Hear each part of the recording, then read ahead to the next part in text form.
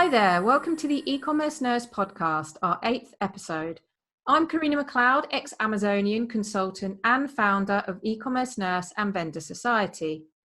Today we're going to be talking about Germany and how to develop your Amazon business to appeal to the German market. We have a special guest, Ronnie Marks, the founder of the Amazon agency Into Markets and organizer as well as moderator of the biggest German marketplace conference, Merchant Day. These days, he attends nearly every important conference as a keynote speaker in the German market. Ronnie has worked in the e-commerce field for over 12 years in several positions, such as art director, senior marketing consultant, team lead, and startup founder. Ronnie was one of the first pioneers who significantly influenced the professional Amazon and private label business in Germany. Furthermore, he wrote one of the first German books about Amazon marketing, the Amazon SEO Code, and published the first German-speaking video learning course about Amazon SEO in 2015. With his agency in Hamburg, which consists of 12 employees, he primarily supports and advises large sellers and vendors in Germany and Europe on how they can improve their own brand representation and sustainably increase sales with targeted marketing and effective product optimization. So hi, Ronnie, you've got some amazing experience there. So a big thank you for taking the time out to come on our show today and talk to us about selling on Amazon in your home market, Germany. Yeah, thank you a lot. And just do a little bit correction here. We have about 20 employees, not 12. So we're a little bit bigger than you told your audience. But yeah, the rest of the points are really true. And it's always exciting to give some kind of interviews, podcasts, and statements with international guys like you. And I'm really excited that you're having me here. Great. Well, let's jump straight in and talk about selling on Amazon in Germany. So there's that wide assumption out there that because many people in Germany speak amazing English like yourself, that it must be an easy market to tap into if you've already been successful in, for example, the US or the UK. But how much of that is true? Yeah, it's really, thank you for in the first place for this compliment. But it's really a hard work here in Germany. It's not that easy as such as maybe some vendors and brands and manufacturers think. Let me explain you one thing. When a brand wants to sell a product in the German marketplace, when it comes to German buyers, they are kind of really special guys. They are really looking for high quality content and all these things. It's really about your niche. It's really about the category you want to sell your products in. And you have to do some research. You have to, I don't know how to say this. Really tough work when you want to sell products in the German marketplace. Because US guys and UK guys, for example, and even other countries too, have a different approach of doing marketing operations, all these things. It's really a different field here in Germany. Yeah, sure. And I think that's it, is that there, as you say, there's the assumption, okay, you've been successful on another marketplace, that you've almost sort of mastered that methodology or strategy, but that's not always the case because you've got to approach it, I guess, differently when it comes to working with different marketplaces. Absolutely. In some cases, it's just about brands and their the loyalty from the clients, from the consumers.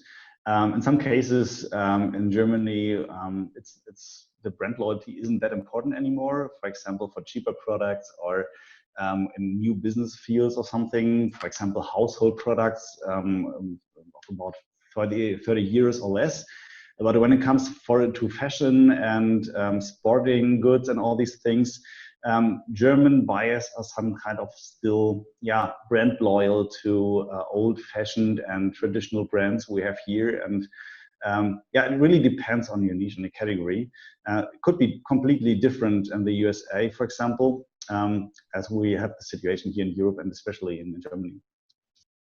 Yeah, it's interesting then about brand loyalty, because that is a question that's on our mind, and something that we discuss internally is understanding brand loyalty across different marketplaces, and if there are certain countries that have are more loyal to brands than others? And I guess where you mentioned about brand loyalty, depending on the category, would you say brand loyalty is very localized, as in a German brand that in the German market, the customers are more loyalty, or could it be a US brand, but it's just a brand that has existed for many years?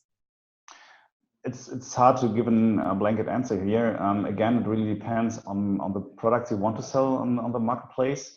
For example, our client Puma, we are supporting on the entire European countries. In this case, it could be the same thing when you're looking for a Puma product in the USA, UK, or in Germany. It's just a well-known brand, an international brand. In this case, it could be the same thing selling the products in the USA, like selling them in Germany, for example. But Amazon told us, from my perspective, since what is it, 8 years or something, and one really important thing here. Brand loyalty isn't that important anymore. For example, we figured that so many clients of ours are struggling with brand placement or something, because they have a brand which is not really well known. There's just this kind of a new brand for existing clients in this market here. In this case, it's just more about generic search terms and generic promotion and so on. And from this base, it's easy to build a brand by only selling, for example, products in the German market. So Amazon makes it really easy for brands, even for new brands, to sell products in a cheaper price segment. And when you see, when you just analyze a lot of products in the German market, it's a lot of Chinese sellers approaching this market here. For them, it's really easy to sell their products, even to this very picky German consumers. They could be very picky because the products are really cheap, the pictures are really on a high quality and so on. In this case, brand loyalty isn't that thing anymore when it comes to cheaper products. But as I said before, in a higher price segment, it's really still important that your brand is kind of a statement for the clients. It's a trust factor, and it still is, and in some cases it will remain as a trust factor. But again, it's really depending on the niche and the price segment you're operating in. And I guess that so then that's quite an interesting opportunity there. Like, let's say if you're a US seller, that actually there is that opportunity there in the German market to sell and introduce a new brand, but it's more about I guess the customer or the price point that you're selling at. That if you're looking to introduce a completely new brand into the German market and you're asking for a premium and nobody's ever heard of it, that might be more of a challenge, I guess, than if you were introducing a low-cost item into the German market. Yeah, exactly. And I mean, it's just an entire strategy you have to follow in this case. For example, it's still possible to sell premium products even from perspective from a German buyer, like a no name or unknown brand. In this case, what's this the same thing Amazon told us before in an internal workshop they're giving to this leading agencies here in Germany. They told us that some clients and some consumers are looking outside from Amazon, for example, on Google and checking the brand when they don't know it here. For example, they have a good visibility in the Amazon rankings, but the consumer maybe just struggles if this brand is trustworthy or not. They're checking out on Google if the brand content, for example, is in German language, if they could trust the brand and so. And for example, they also look into the brand store on Amazon and checking if, everything is just looking professional, serious, in a serious way. So in this case, it is always a matter of strategy. How do you present your brand on Amazon and off Amazon? Even if your brand isn't that well-known thing, especially then you have to do your homework and branding and a lot of things around Amazon. That's an interesting point, definitely, and something that we discuss a lot these days with clients is about that sort of on and off Amazon strategy and brand credibility. And customers and do their research, and they do want to sort of back that up if they are going to pay a higher price, let's say, for an item. Interestingly, so how would it work? Let's say if you've got a US brand, it's more of a premium product. They then start to sell on Amazon, Germany. Would you say an offline presence, let's say their own social media in the US and a website in the US, would suffice, or would it be even better for them to start investing more in having a website in for Germany, or a website at least in the German language? Again, really hard to answer in a blanket way here, but no, it's just not the best way to start with, for example, social media and a landing page or something, because it's not only connected to the German field here. Amazon is working in two different ways when you just look on the search engine. We have brand searches and we have generic searches, and they are always generic searches. So in the first place, it's really important that your products are available on Amazon, and you have all your things done in this retail readiness thing. Amazon always recommends, for example, high quality pictures and good looking title, native content, all these things. And if it's possible to set up some first reviews, I wouldn't recommend any gray tactics here, but it's really important that the potential buyer have trust in your unknown brand, this no-name brand or something. It's really important that you do your homework in the Amazon market field here first. And if everything's just set up fine, you just should start some PPC campaigns that guarantee a baseline of visibility on the Amazon marketplace. And if this is just done, then you should take care about the rest. Means Facebook, Instagram, for example, Pinterest, depends on your target group, on your target buyers, and of course setting up some kind of an landing page, brand page or something, and corporate page. So if in the case when clients want to explore your brand and want to see if it's just trustworthy, they should find it on Google, for example, too, or on Facebook or something.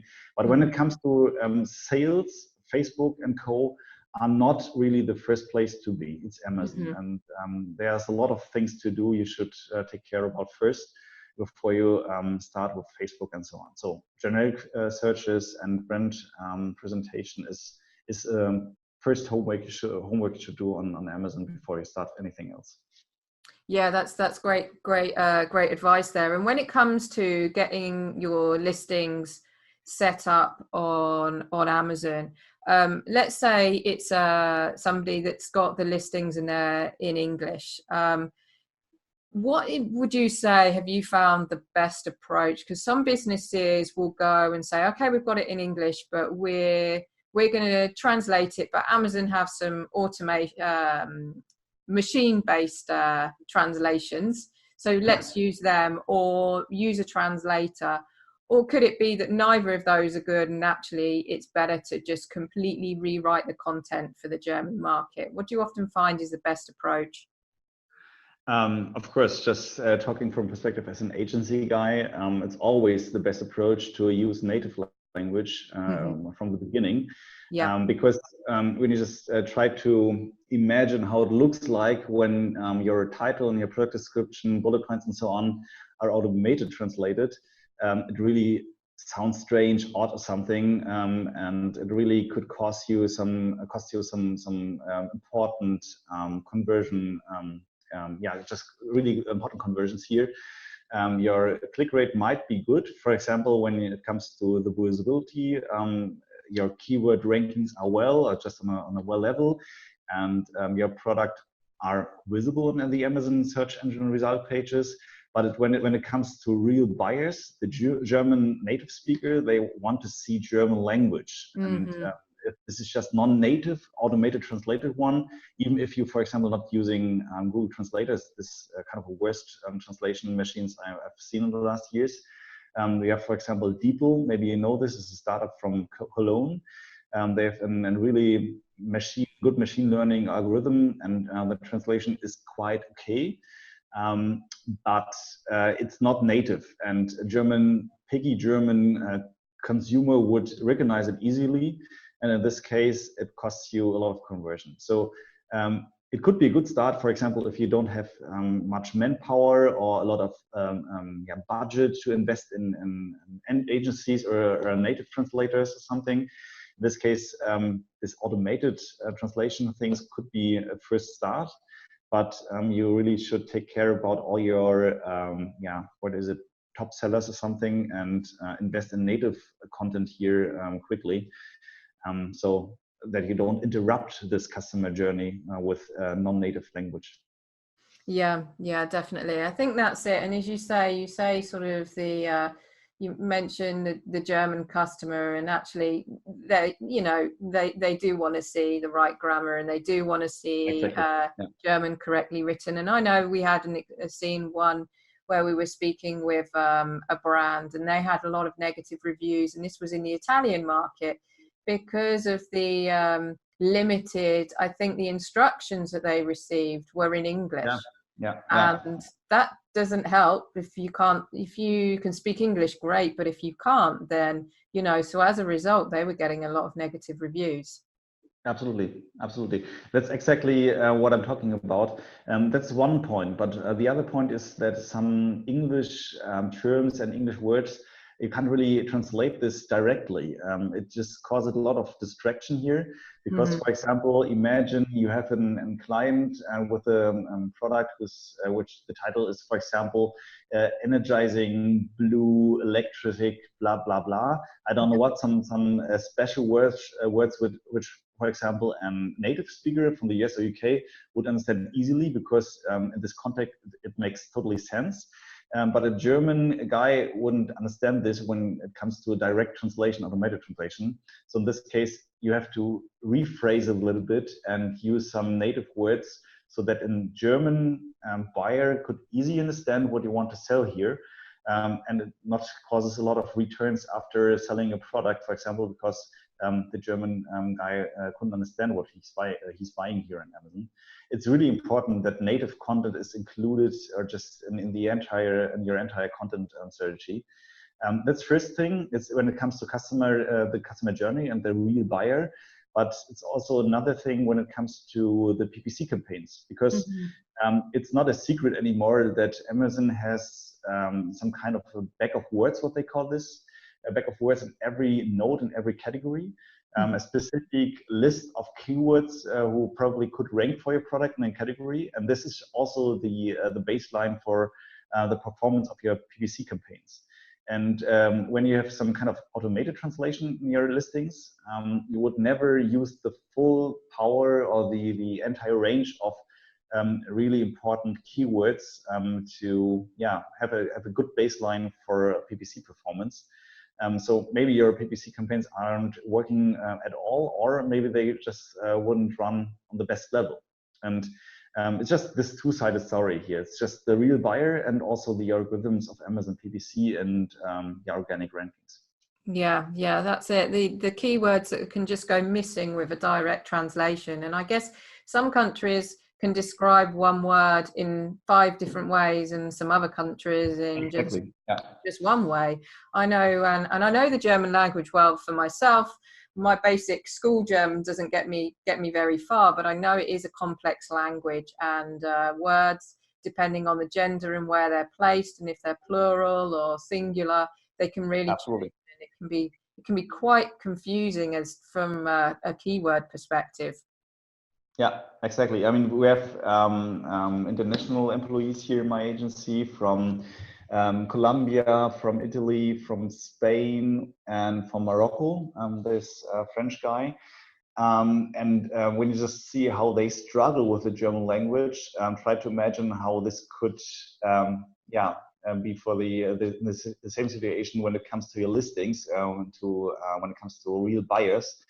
If they don't understand what you really try to sell here on Amazon, it could be really odd. So in this case, native language is a must-have for top sellers, for expensive products. In some cases, like we see with the Chinese sellers, They have a lot of automated crap on when it comes to content, but they just still selling products because they have good quality images. They have a lot of reviews, even if they are fake ones, and it seems like the products are kind of high quality products or something. And in this case, the consumer trusts Amazon and not the seller and not the content.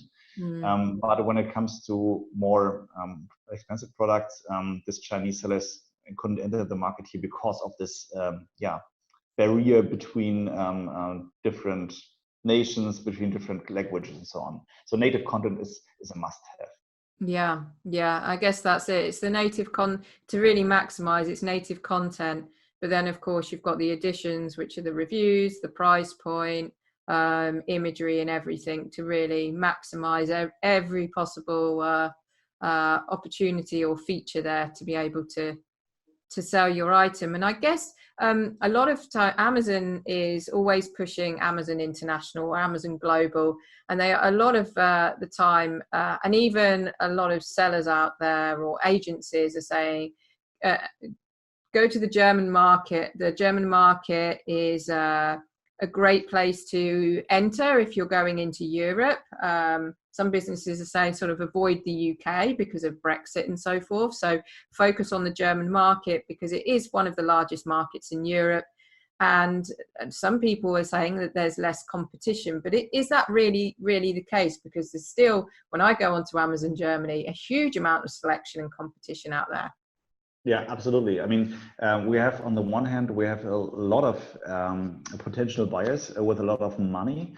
It's just the thing that the German buyers are kind of the I wouldn't say wealthiest people in Europe, but it's kind of this situation here. So on the one hand, the buyers are have a big potential. On the other side, we have a lot of competition here, as you said. Around, what was the last number I read? 12 million different products on the Amazon DE market and 300 million active products. So meaning 12 million really different products and 300 million active variations and so on. It's a lot of products, and you really have to do your homework in SEO, SEA, and all these things to just get at the top of the search results. It's a lot of things you have to do here. But the good news is that a lot of sellers, a lot of manufacturers and brands are still sleeping. They just don't understand how Amazon works, and they just misunderstood how they should invest in this market here. So there's a lot of, I would call, chances even for foreign brands to launch their products here. And just telling from our perspective with working with international European clients here, Germany is just still the strongest market here. Direct following UK and France, and what's really kind of left behind is Italy and Spain, because even the infrastructure in this countries are not on the same level like we have here in Germany, for example, because delivering with a prime commitment or something couldn't be possible in Italy and Spain, because the simple delivery thing they couldn't afford there. It's just a completely different situation.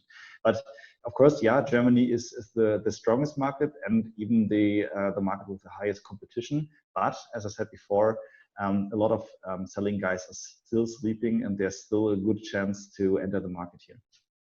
Yeah, that's really interesting to hear that, there is still that opportunity. And the fact is that there are brands out there that probably are more established that are just haven't actually even attacked Amazon yet. And so, as you say, there are some opportunities to go in there now before, I guess, these other brands wake up and realize that they should be on Amazon. And I guess the other thing is with Amazon Germany, if you sell on Amazon Germany, do your products then become available in the neighboring countries as well? It could be. Also, again, depending, for example, if you're selling as a seller or acting as a vendor. As a seller, it's quite easier to approach different other countries. It's kind of clicking checkboxes, activating checkboxes in your seller central. It's really that easy. So your products are immediately online in different countries. But there are a lot of other things you have to take care about, because when it comes to taxes, because when it comes to legal things, legal documents, and returning products, waste reduction, all these things, there are a lot of boundaries, rules, and laws you have to take care about, because we have this entire kind of EU government, and they're setting up strange rules which you have to follow and which you have to stick to.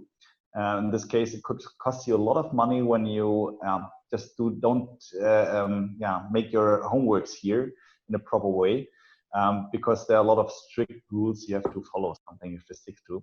But activate your product in the marketplace, it's really that easy. But again, we have a problem, or just the competition to launch your products in a native language. It's the same thing in France and UK, Italy, and so on. The potential buyers want to see native content, and it's just a really completely different thing. For example, let's say you want to sell football boots. In German language, it's Fußballschuhe, football boots in English, just quite the same thing. But when it comes to France, it's chaussures de football. Sorry for this, for my bad French here.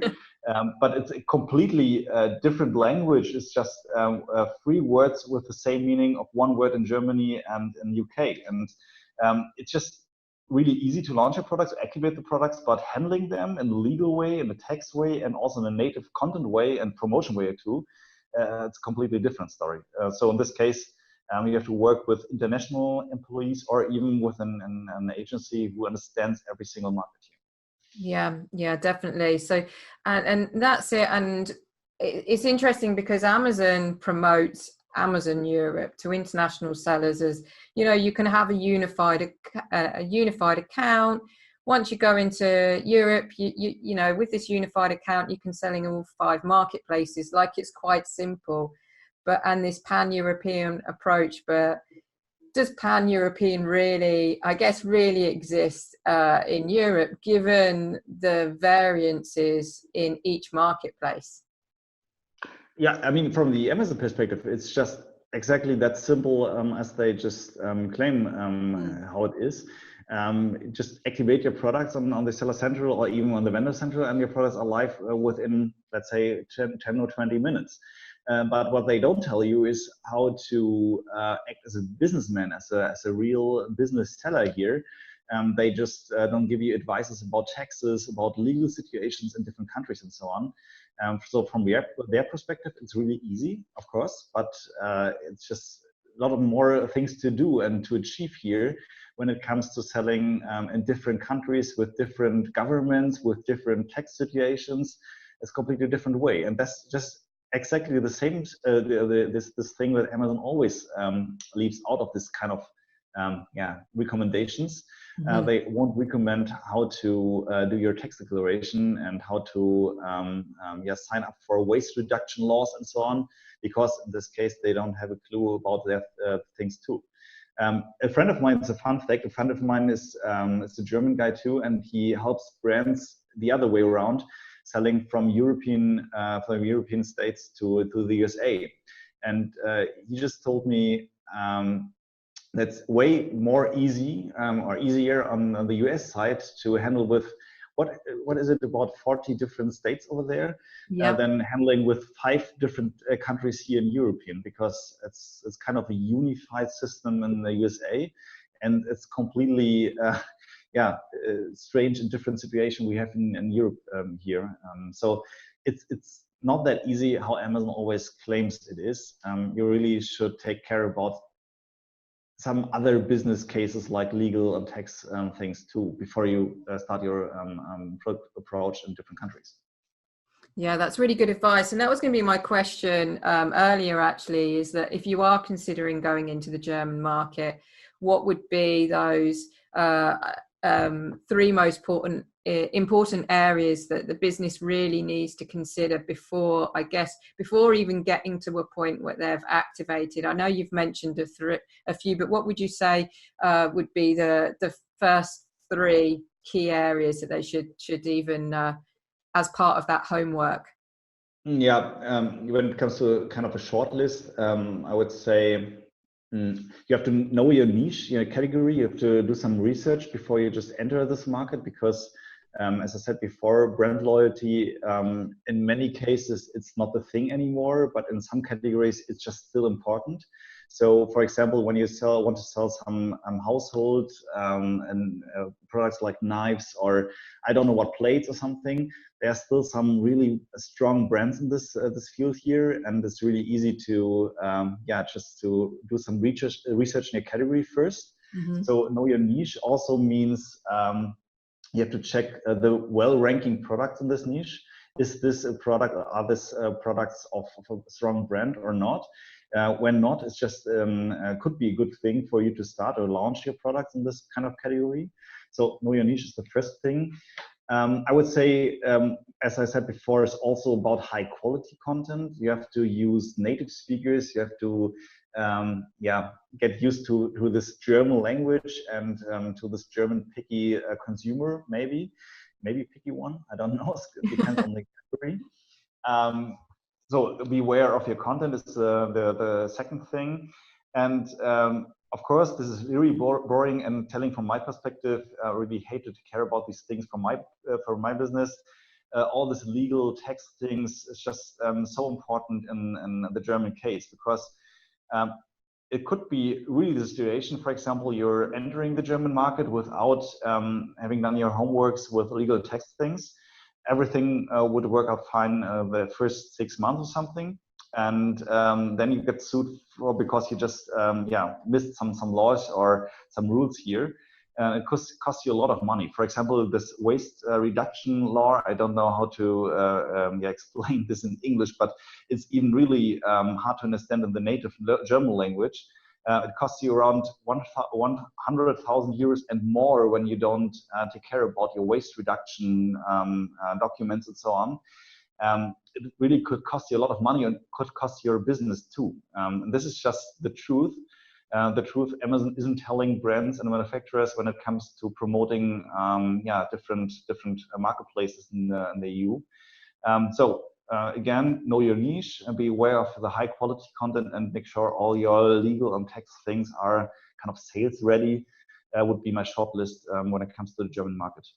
Great, thank you. And that's a great point, especially on the legal aspect and about the 6 months down the line. We've had it where we've spoken to brands and they're like, and all of a sudden they've been pulled up for something. Maybe they're selling a kind of food item or a sports nutrition product without any labeling in the German language.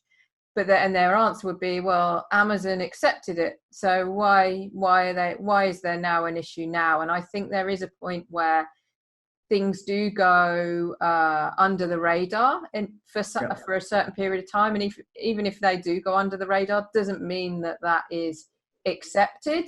It's just gone unnoticed. Exactly. And as you say, it's quite damaging when if it's noticed later on down the line because of the costs in fixing that and possible law cases against you as well if you're not fulfilling those requirements. Exactly, and that's always what we recommend our clients, to be aware of every single situation which could come up the next month or something, even if they want to risk or want to go on the risky way with kind of fake reviews or bot reviews. Mm-hmm. This could be a way, but we always recommending that's really important, that it could cost you your entire account. For example, and Amazon just find out your reviews are faked or bought or something. They don't take care about or they don't care about your revenue return. Even if you make $1 million a month or even 10 million, they don't care about this thing. They just close or you suspend your account.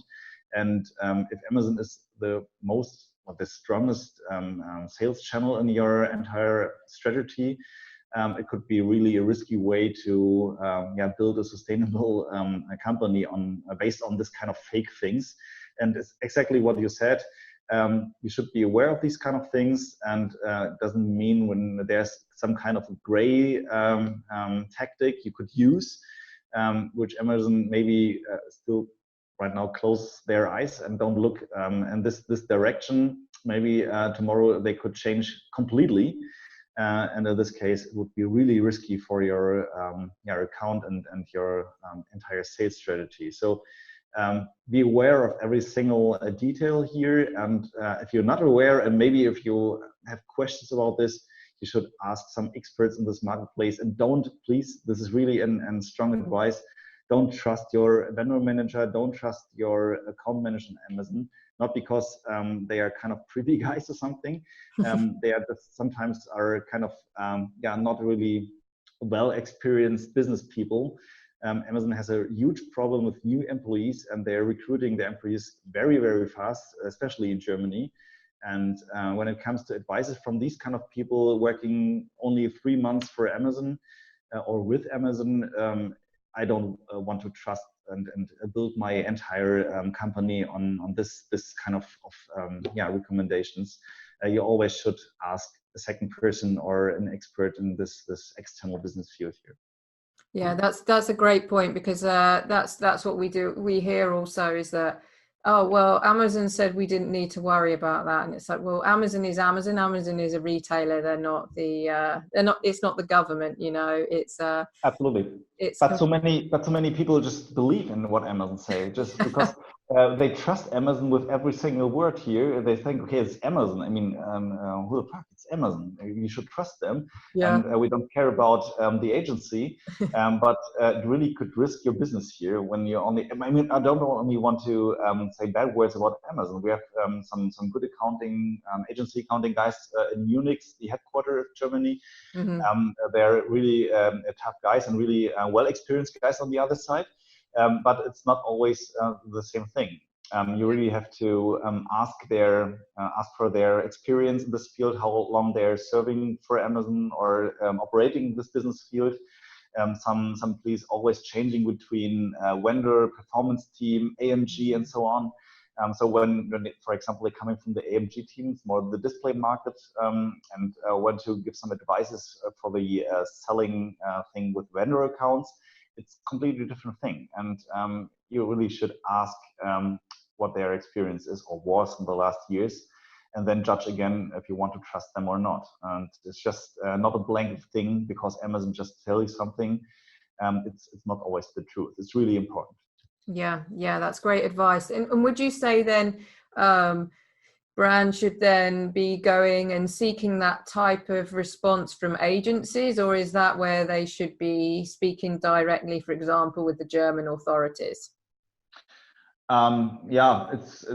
It's depending. I mean, from my perspective, I always would recommend to ask an agency, of course. Yeah. That's our business. But I really mean it, because when we would do a bad job here, our clients wouldn't trust us or wouldn't stick with us over the last years here. And that's always what our approach or what our strategy is. Keep our clients for many years. And our clients trust us with our advice. But the problem is that it's kind of a gold digging market here in Germany. As I started my agency in 2016, I had only 4 other competitors in this market, and we did a research in the end of 2018, and we had around 110 different agencies only in Germany, only committed to kind of Amazon only service provider. Of course, a lot of them are just smaller agency and you really could question their quality or something. Yeah. But it's not a blanket answer to just simply ask an agency. The same thing like questioning the experience of an Amazon vendor manager. You have to ask for their experience the last years. And then it should be easy to find out if this guy is just only want to sell you something, or this is just any good advice which really could help you in your business with Amazon. That's really good advice. And I think that's the thing. I think there becomes almost this element of dread sometimes when you say, oh, work with an agency, partly because there has been this influx in the last few years of agencies.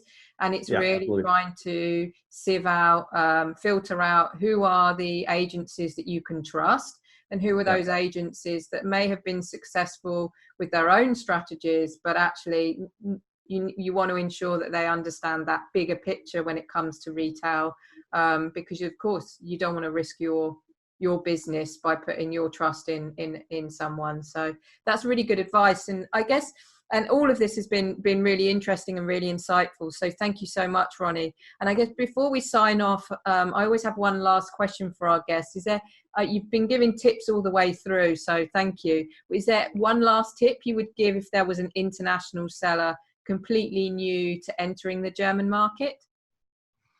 Yeah, it's hard to say, because again, it's just really hard to give one blanket thing here. But as I said before, you really have to be sure about your niche, your category you want to entering, or you want to sell your products in. Make sure that your brand is on the same level, or your products are optimized and promoted on the same level like the other well-ranked products or brands in this category, this niche. Just please do some research here. It's just a matter of what is it, 2 or 3 days to figure out how this category works, and if there are well-known brands in it or not. And the other thing is just please take care about all this legal and tax things. I know it's boring. I know it's just yeah, nasty thing you have to take care about. But you really could risk your business even if it works, even if there's a glitch or something you could use. In this case, it really could backfire and yeah, risk your entire business and maybe sometimes also your personal way of life. So please make sure all your legal things are ready to sail, and then it should be possible to enter the German market as well. So yeah, this would be my two-sided advice in the end. Great. Thank you so much. Thanks, Ronnie, for being an amazing guest today and for sharing all your tips with our listeners. I'm sure they've been able to take away a lot of golden nuggets and some really valuable details there if they're entering the German market, but also it may be that they're already in the German market, but trying to figure out how to improve their business. So thank you ever so much. Absolutely, you're welcome, and also thank you from my side for having me. And yeah, it was just an exciting thing to give you this, or just give you this interview and this podcast. Great, thank you. Have a good evening. Bye bye.